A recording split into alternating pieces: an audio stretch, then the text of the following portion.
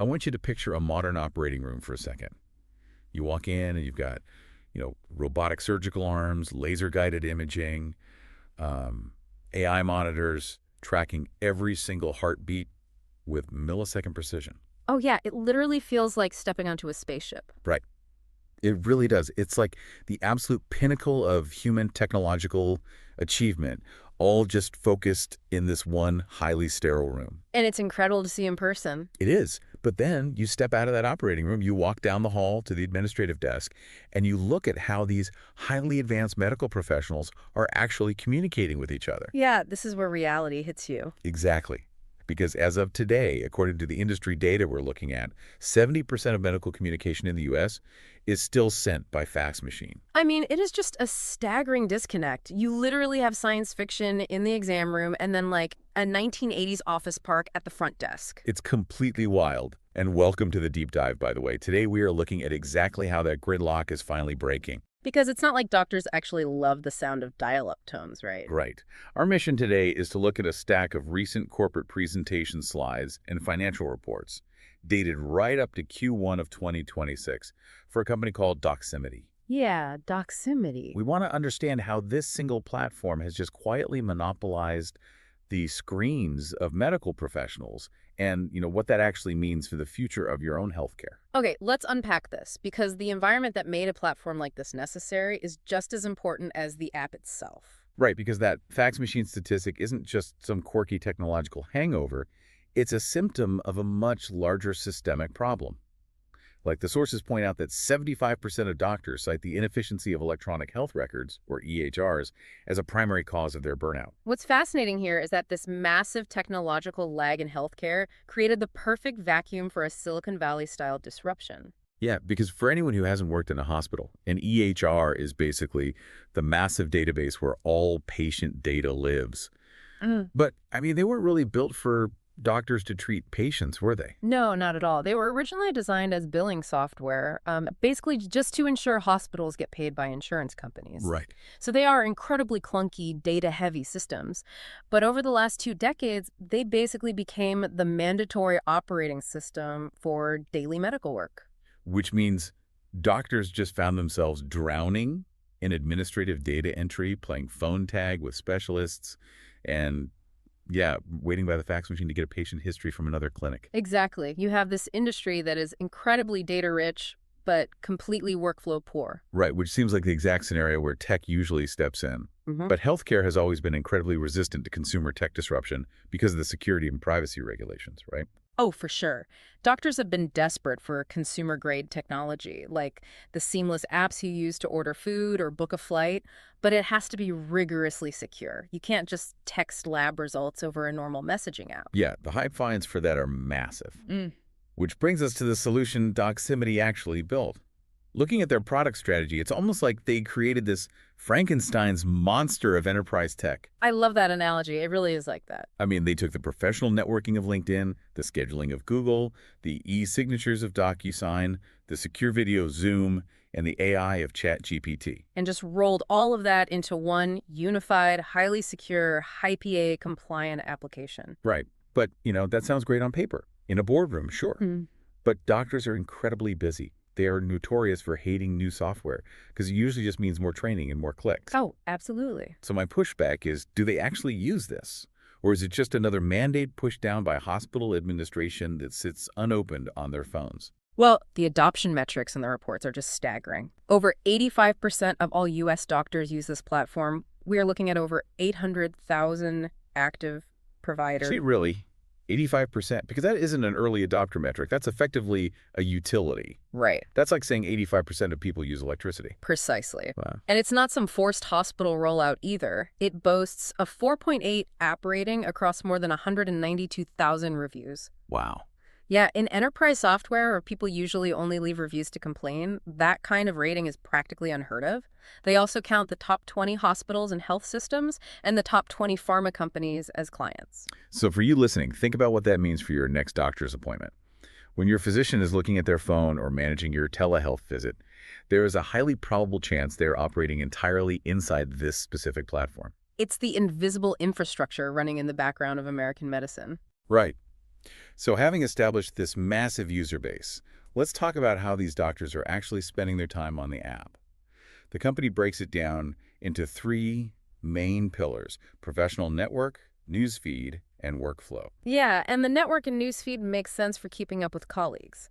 But that workflow pillar is where things get really interesting, especially their new clinical AI suite. Because that seems to be the engine driving a lot of their recent engagement. It is. The AI suite is built around three core tools.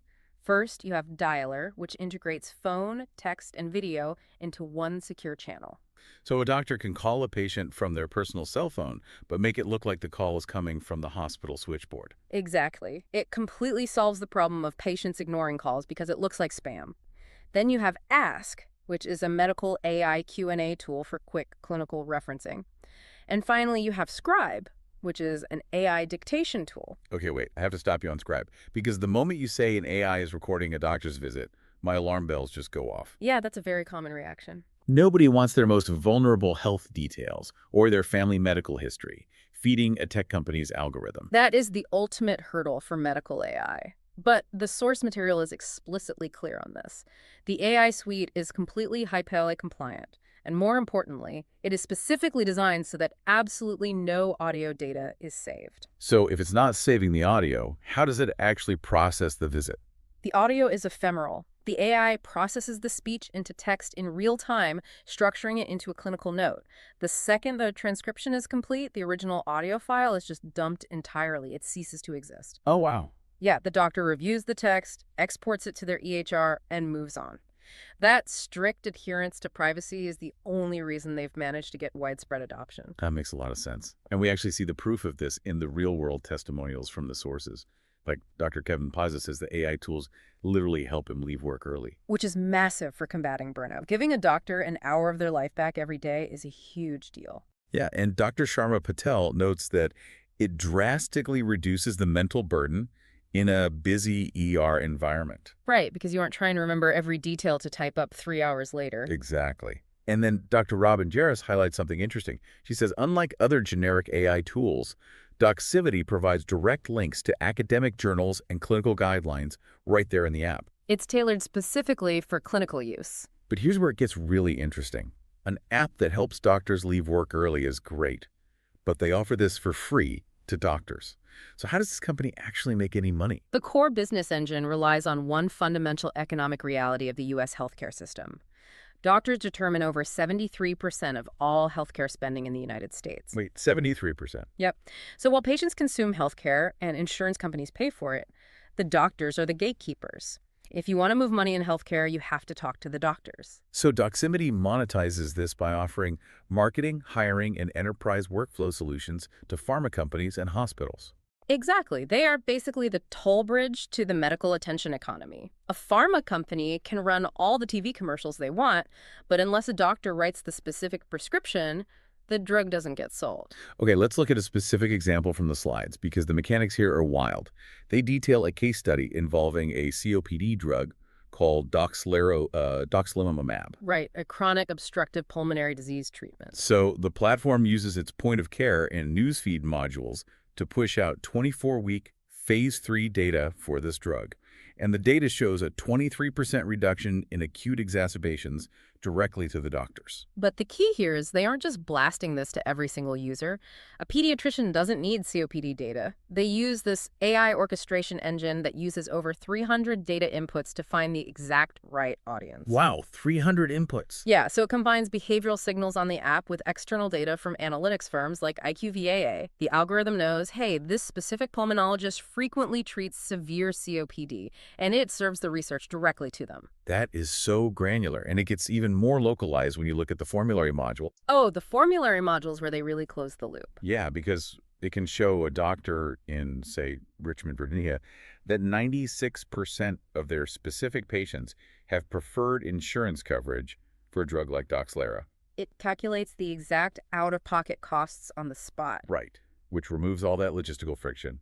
Usually a doctor might hesitate to prescribe a new drug because they don't know if insurance will cover it. Exactly. They don't want the pharmacist calling them back 3 hours later because it was denied. So they just prescribe the older, cheaper drug. But this calculates it instantly. No wonder pharma pays for this.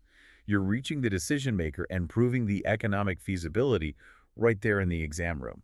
And the return on investment entirely justifies what pharma pays. The AI engine changes prescribing behavior so effectively that it results in a 10-to-1 ROI for pharma, measured by IQVIA. 10 to 1. That's incredible. And for health systems using it for hiring and workflow, measured by LexisNexis, it's a 17-to-1 ROI. 17 to 1. That honestly sounds like a typo. If I'm a hospital, why wouldn't I just pour my entire budget into this? Well, that reaction is exactly what drives their financial juggernaut. It's a strategy known as land and expand. Right, the land and expand playbook. It's like getting your foot in the door with a basic cable package and then slowly upgrading the customer to the premium bundle. Exactly. A hospital starts with a basic module, or pharma tests one drug brand.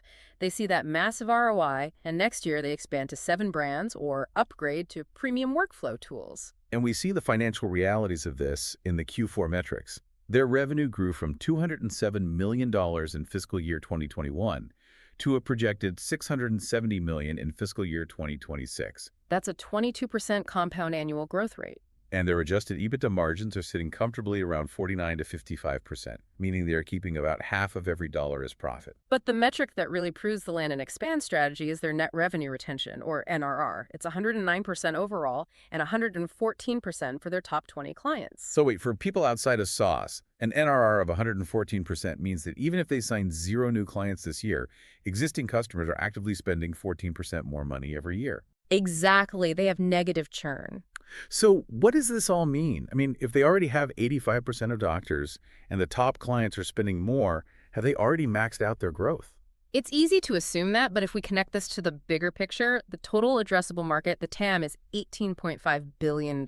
Okay, so with 670 million projected, they are nowhere near hitting a ceiling. Not at all.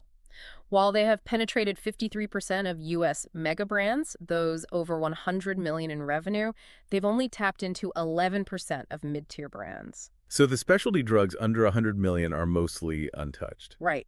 And get this, 67% of brands with over $1 million in revenue currently spend absolutely $0 with Doximity. The runway for growth is just massive. That's fascinating. They monopolize the attention on the doctor's side, but they've only monetized a fraction of the companies trying to reach them. Exactly. And to keep capturing that market, they invest over 40% of the resources directly into R&D. Which makes sense, especially since the 880-employee company is still founder-led by CEO Jeff Tangney. They're trying to maintain that edge. They're building the future of the platform, not just coasting. Well, to bring this all home for you listening, the next time you go to the doctor's office and you have that seamless experience, from the AI transcribed notes to the exact medication prescribed, it might very well be orchestrated by this one platform working quietly in the background. It really is a paradigm shift. But it leaves me with one lingering, provocative thought to consider. What's that? If a single tech platform controls the daily workflow, the networking, and the real-time clinical newsfeed for 85% of American doctors, what happens when its AI doesn't just suggest administrative workflows, but begins subtly shaping the actual standards of medical care and diagnoses across the entire country?